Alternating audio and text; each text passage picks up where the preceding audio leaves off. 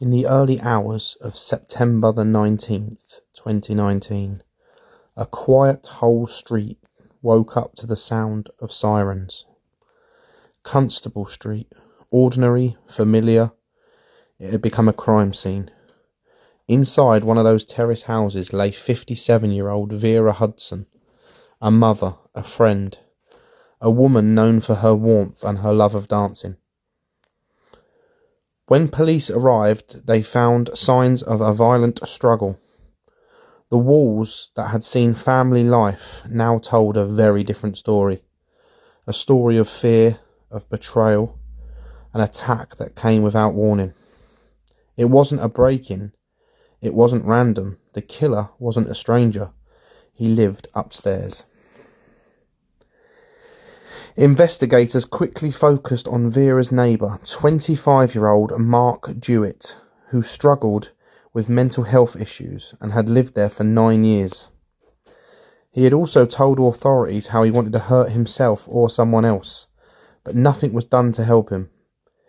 He lived in the same building, someone she likely passed on the stairs, maybe exchanged polite words with. But that morning, something inside him snapped. What happened next was fast, brutal, and deeply personal. Neighbours heard raised voices, and then silence. Within minutes, Vera was fatally injured. Jewett struck 57-year-old Vera with a dumbbell bar weight. He hit her between 30 and 40 times, brutally smashing her around the head, before strangling her and covering her head with 2 plastic bags, before leaving her lying in a pool of her own blood in the early hours of that morning. When paramedics arrived, there was nothing they could do.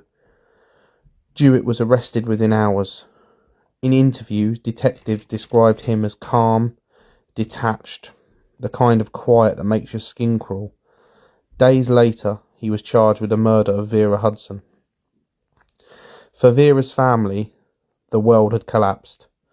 She left behind 5 children and a lifetime of small joys.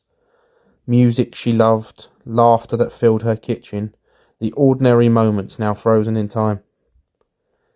In March 2020 at Hull Crown Court, Mark Jewett pleaded guilty.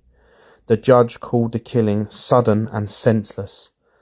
He was sentenced to life imprisonment with a minimum of 15 years before he could be considered for release or parole.